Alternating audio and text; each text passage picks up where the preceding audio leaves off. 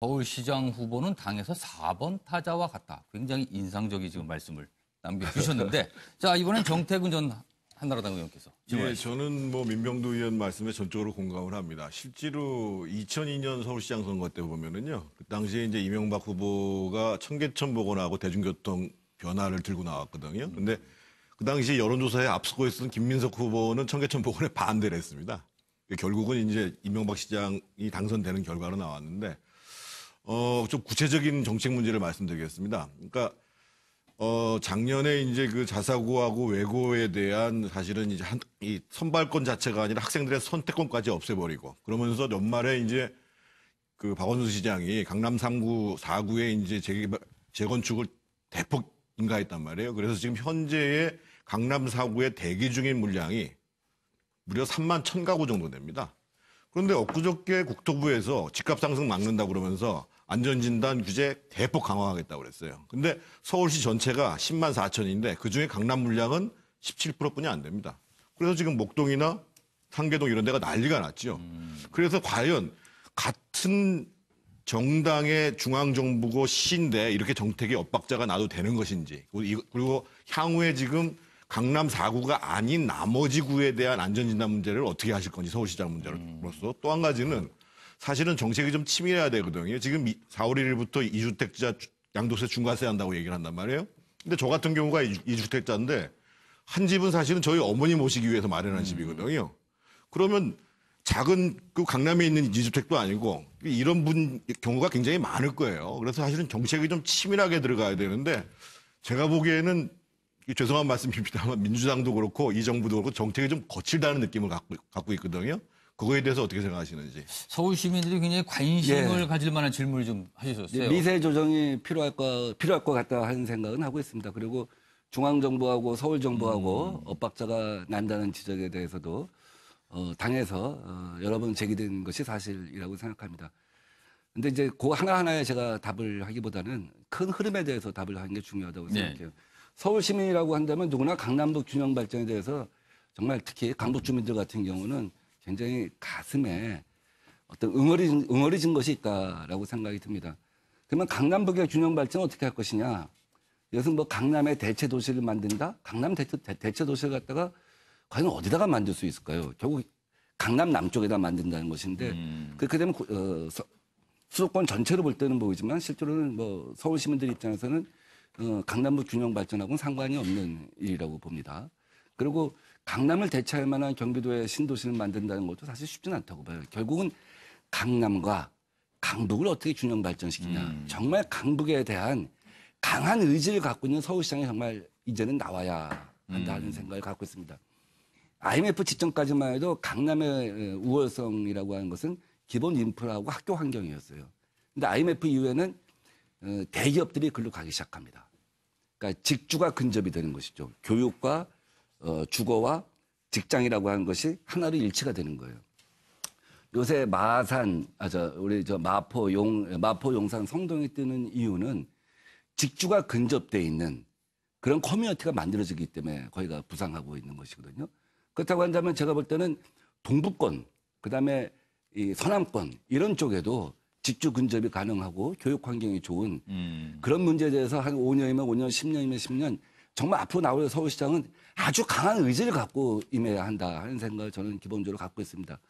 지금 똘똘한 한 채 이것이 이제 아까 정태근 의원님이 제기하신 학교 문제, 교육 문제 여기서 이제 비롯된 거 아니겠습니까? 근데 물론 그것이 이제 그렇다고 단정할 만한 증거가 있는 것은 아닙니다만 다른 요인이 없다면 그렇게 유추가 가능하죠. 그래서 그런 문제에 대해서도 우리가 지금 그 수시를 늘리고 또 학종을 늘린 것이 실제로는 어떻게 보면 강남에 유리한 환경이 아니냐 하는 지적이 있습니다. 이런 문제를 갖다 같이 열어놓고 교육제도 변경도 같이 고민해야 한다는 생각을 갖고 있습니다. 오늘 질문을 좀 몇 분 들어봤는데 굉장히 구체적인 정책에 대한 질문들이 꽤 많이 나오는 것 같습니다. 자, 이번에는 서정욱 변호사가 질문하시죠. 저도 이게 정책인데요. 제가 이게 의원님이 오늘 정책 선거로 가네요. 출연하실 때가 제가 의원님 블로그를 쭉 검색해 보니까 저는 이게 가장 감동 깊은 말이 나는 이게 해법 없는 토론을 싫어한다. 그렇죠. 뭔가 이게 대안 제시 없는 공론도 싫어한다. 저도 이게 상당히 동감을 하고요. 이게 의원님 제가 이게 별명이 정책 끝판왕이다. 예. 이 정도로 이게 정책에 대해서 많은데 지금 이게 책을 쓴데 아직은 출간은 안 됐잖아요. 출간됐습니다. 도시는 사람이다. 예. 근데 거기 보니까 제목적으로 보면 4차 산업 창업 도시나 안전지도 뭐 이게 국제 학년제 이런 여러 정책이 있던데 제가 보기 가장 대표적으로 딱 하나 정도만 의원님의 대표 정책이 뭔지 시향이 되시면 소개해 주시면 감사하겠습니다. 서정욱 교수가 뭔가를 굉장히 많이 읽고 나오신 듯한 질문을 하신 것 같아요. 감사합니다. 예. 가장 크게 반향을 일으키고 있는 것은 청년 신혼주택 10만 호 주거혁명입니다. 전국적으로 확산하면 50만 호가 되는 거죠. 지금 현 정부에서 주거복지를 위해서 10만 호의 임대주택, 양질의 임대주택을 공급하겠다고 하는데 사실은 부지를 갖다가 확보하지 못해서 쉬운 일은 아닙니다. 작년에 청년주택 13만 호, 올해 17만 호를 공급한다고 하는데 현실감이 없이 느껴지는 게 뭐냐면 내가 살고 싶은 동네에서 살게 하는 것이 아니라 1시간 반, 2시간 떨어져 있는 거리에 살게 하는 거예요. 박원순 시장이 그래서 이건 주는 전시 상황이라고 해서 만들어낸 정책이 뭐냐면 역세권 2030입니다. 전철역 주변에 250m 이내에 임대 사업을 하겠다고 한다면 종상향을 해줘서 거기다가 임대 사업을 하게 해주는 거예요. 업자 입장에서 엄청난 특혜를 보겠죠. 우선 땅값이 2배로 올라가니까. 근데 서울시는 그중에 25%를 공공임대로 쓰는데 8년이 지나면 돌려줘야 됩니다. 역세권이니까 기본적으로 임대료는 올라갈 수밖에 없죠. 그것이 박원순 시장이 6년 동안 만든 정책이에요. 민병도의 정책은 뭐냐면 지금 서울에서 첫 폐교 사태가 났습니다. 서울의 8%의 학교가 한 학년에 2학급 이하입니다. 10년, 앞으로 10년 지나면 서울에 100개 학교 정도가 폐교될 수 있는 상황이 옵니다. 일본 오사카 같은 경우는 그 경우 학교를 밀어버렸어요. 아파트를 올렸어요. 나중에 초저출산이 극복되고 나니까 과밀학급 문제가 생겼어요. 자, 그럼 어떻게 할 거냐. 저는 학교를 재생한다고 봐요. 학교를 재생하면 됩니다. 오래된 학교, 구도심에 있어서 학생 수가 모자란 학교, 폐교 위기에 몰린 학교. 1층은 국공립 어린이집 유치원을 줘줘요. 네. 2, 3, 4, 5층은 교실을 짓습니다. 그리고 7층부터 30층까지는 입학과 함께 들어왔다가 졸업과 함께 나가는 양질의 임대주택을 공급해 주는 것이죠. 이건 학교 부지이기 때문에 토지 수용료가 없기 때문에 싸게 주택을 공급할 수가 있는 겁니다. 근데 왜 6층에 해당하는 벼두냐. 6층은 엄마들이 보통 초등학교 1학년, 2학년 때 보육단절, 경력단절을 경험합니다. 유치원은 종일 보육이 되는데 초등학교 1학년, 2학년 되면 수업이 1시에 끝나요. 그러면 친정엄마한테 일주일 부탁했다가 시어머니한테 일주일 부탁했다. 그래도 안 되면 위치 추적 기다려갖고 3시에 태권도 학원 가 있니, 5시에는 미술학원 가 있니. 내가 이거 못할 짓이지. 그래서 직장을 그만두는데 6층에다 도서관 줘갖고 그 커뮤니티에 사는 전업주부 아빠, 전업주부 엄마들이 오후 프로그램을 관리하는 것이죠. 또 하나만 더 얘기한다면 전통시장 있잖아요. 갈수록 쇠퇴하고 없어져 갑니다. 이 전통시장 하수부지위에 젖은 경우가 많아요. 국공유지에 젖은 경우가 많습니다. 이 전통시장은 1층을 재생해 주는 거예요. 그 이후에 2, 3, 4, 5층은 청년주택을 줘주는 겁니다. 이게 지난해 강서구에 모듈러 주택이라고 하는 게 있는데 5일 만에 5층을 올렸어요. 40세대. 조립식 주택인 거죠. 그래서 전통시장을 갖다 그런 식으로 청년주택을 줘주는데 여기서 관건은 뭐냐면 엄청나게 지금 전통시장에서 반응이 커요. 뭐 100만 명 서명운동까지 하자는 얘기 나와요. 그리고 청년 건축가들이나 교수들은 이거 정말 좋은 아이디어인데 굉장히 중요한 정치적 실험이 될 수가 있다. 건축가도 실험이 될 수 있는데 제일 중요한 건 캐릭터다. 디자인이다. 어떤 전통시장은 막 레고처럼 져지고 네. 어떤 전통시장은 뭐 등대 형태를 띠고 그래서 애들이 저 전통시장 가서 놀고 싶다. 가보고 싶다. 이런 정도 생각을 해야 된다는 거예요. 그다음에 은행도 쭉 말하면 한이 없으니까. 굉장히 저 깨알 같은 정책을 아주 답변을 쫙 해주셨는데 뭐 시청자분께 충분히 이해하셨으리라 믿습니다. 자, 이번엔 최진영 변호사 질문하시죠. 그렇습니다. 서울 정말 누구나 사랑하는 국제적인 도시입니다. 네. 실질적으로 그 서울의 경쟁 상대는 국내 도시가 아니고 런던, 또 뉴욕, 도쿄 아니겠습니까? 그렇다고 하면 민 의원님께서 가진 이 서울의 국제화 전략 이것이 무엇인지 실제로 지금 오늘 그 보도를 봤더니만 작년 대비 올 1월 달 그 중국 방문객 수가 47%가 줄고 외국인 그 방문객 수도 한 25% 줄었다고 합니다.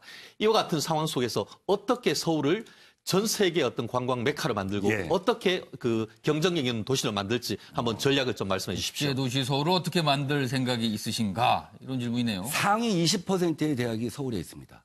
대한민국에서 41개 대학이 서울에 있어요. 근데 서울의 랜드마크 아닌 랜드마크가 노량진 공시촌입니다. 그 시간에 중국의 베이징 대학하고 칭화대학 사이에는 이노웨이 창업거리에 창업으로 마인과 같은 월드스타가 되겠다는 친구들이 7만 명, 8만 명이 모여 있어요. 이 두 도시의 극명한 비교를 보면 우리가 정말 마음에 무겁게 이 현실을 갖다 직시해야 한다고 생각합니다. 베를린 같은 경우는 2001년도에 독일에서 가장 강한 도시였어요. 베를린 장벽, 죽음의 띠. 베를린 시장이 한 가지 제안합니다. 유럽에서 젊은이들이 가장 모이기 좋은 도시를 만들자. 자유로운 도시, 문화적인 도시, 놀기 좋은 도시. 7년, 8년을 그렇게 했더니 영국, 프랑스, 이태리 친구들이 다 왔어요. 그랬더니 동독에서 IT로 돈 버는 친구들이 일로 옵니다. 생각이 다른 두 가지. DNA가 만나면서 IT와 인디밴드, IT와 웹이 디자인이 만나면서 폭발했어요. 그래서 4차 산업혁명의 아우토반, 독일의 스마트 팩토리 4.0이 되고 유럽의 다국적 기업 본사가 거기에 다 모였습니다. 전 여기에 해답이 있다고 생각해요. 저는 이제 여의도의 국회의사당이 이전을 하게 되면 거기를 과학과 창업의 전당으로 바꾸자. 동여의도의 금융과 서여의도의 4차 산업. 그다음에 여기 한강, 생태계가 있잖아요. 배 타고 요트 타고 이제 앞으로 홍대 가서 일하다 힘들면 데이트도 하고 용산 국제공원 가서 조깅도 하고 이렇게 해서 용산, 마포, 우리 동작, 영등포 일대를 한국형 실리콘밸리로 만들면서 전 세계의 사람들한테 대한민국은 심장을 내놨다. 국회의사당을 갖다 내놔서 과학과 창업의 전당을 바꿨다. 전 세계 창업하고자 하는 젊은이여 한국으로 와라. 이 심장을 바꿨다고 하는 것은 교육, 규제, 문화, 군대 모든 것을 다 바꾸겠다는 것이다. 대한민국 다시 으라차차 하겠다는 상징적 사건이다. 안 여쭤봤으면 큰일 날 뻔했습니다. 알겠습니다. 혹시라도 이게 나중에 서울시장 뭐 후보들 간에 정책 토론이 벌어지면은 대단하겠는데요. 오늘 말씀하신 거 보니까. 알겠습니다. 자, 오래 기다리셨습니다. 같은 당 소속이시죠? 김영주 전 의원. 질문하시죠. 네, 사실 저도 이제 강남북 균형 발전에 대한 뭐 인식 그리고 이제 개선 방안 이렇게 얘기했는데 우리 정태근 의원님께 비슷한 질문도 있었고 했어요.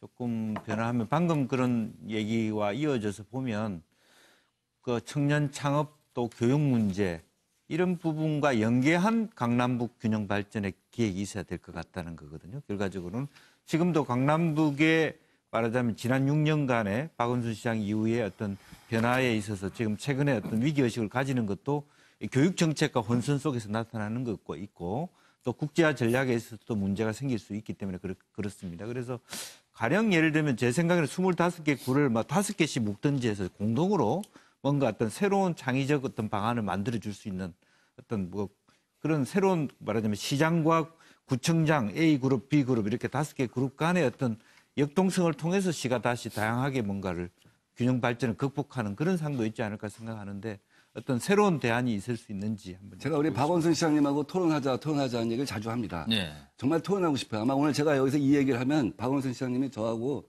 토론 안 하기가 쉽지가 않을 거예요. 아마 녹화를 못 보셨으면 녹화를 하셔갖고 한번 보실 겁니다. 이건 분명히. 왜냐하면 우리 박원순 시장님이 지난 7년 동안 한 것을 우리가 다 알아요. 예, 예. 대표 업적 여러분 생각나는 거 있으면 말씀해 보십시오. 박원순 시장님의 7년 전에 나올 때 내 삶을 바꾸는 첫 번째 서울시장이 되겠다고 했어요. 예, 예. 여러분의 삶이 어떻게 바뀌었습니까? 앞으로 4년을 더 하면 박원순 시장님이 뭘 할지 우리는 다 그게 알고 있어요. 왜냐하면 본인이 다 계획을 얘기했기 때문에. 자, 우리 강남에 가면 영동대로 코엑스 앞에 광장 지하화 한다고 해서 현수막에 천장 붙어 있습니다. 천지개벽한다고. 이거 강남구청장이 제안한 거예요. 양재 RNCD 있잖아요. 양재동을 갖다가 한국형 실리콘밸리를 만들겠다. 이거 서초구청장이 제안한 겁니다. 노들섬 오페라하우스 만들겠다고 한 오세훈 시장 공약. 이거 변형해갖고 야외 공연장으로 하는 거예요. 그다음에 강북에 대해서는 그다음에 무엇을 할 것이냐. 광화문 재구조화입니다. 이건 뭐 박원순 시장만의 아이디어가 아니라 그동안 여러 사람들이 함께 해왔던 얘기고 동북권 같은 경우 창동 신경제권을 갖다 만들겠다 하는 건데 아직 이루어지지가 않고 있어요.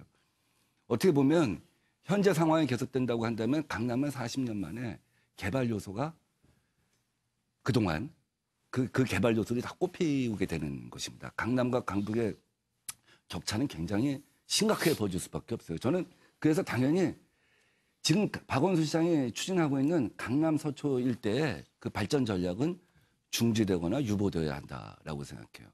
그렇지 않으면 강남과 강북의 차이가 돌이킬 수 없을 정도로 커져요. 아까 잠깐 말씀드렸지만 가령 동대문 지역에 이제 처음으로 바이오메디칼 그 센터가 생겼습니다. 앞으로 ICT보다 3배 규모가 바이오메디칼이에요. 여기서부터 우리 광운대랄지 또 우리 창동이랄지 이런 동북경제권을 어떻게 만들 것이냐 하는 한 가지 고민이 있어야 할 것이고요.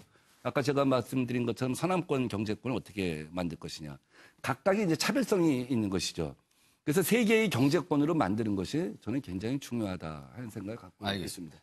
저희 MBN 뉴스와이드가 이 서울시장 후보 여러분을 차례로 모셔서 인터뷰를 집중적으로 나누겠습니다. 오늘 역시 그런 순서를 가졌고요. 그래서 다른 후보 여러분께도 공정한 기회를 드리겠다는 말씀 다시 한번 강조해 드립니다. 그것보다도 딱 한마디 하나. 예. 한번 하시죠. 딱 한마디 없어요. 근데 그냥 하시죠. 딱 한마디. 예. 박원순 시장님, 예. 우리 합동 토론 빨리 합시다. 서로 하자. 합동 토론 빨리 하자. 예. 박원순 시장께서 들으셨을 것 왜 안 하는 같습니다. 거예요? 알겠습니다. 이거는 뭐 박원순 시장한테 저희가 질문해야죠. 뭐 여기 민병두 의원이 아시겠습니까? 뭐 왜 안 하는지는 알겠습니다. 지금까지 민병두 더불어민주당 의원이었습니다. 고맙습니다.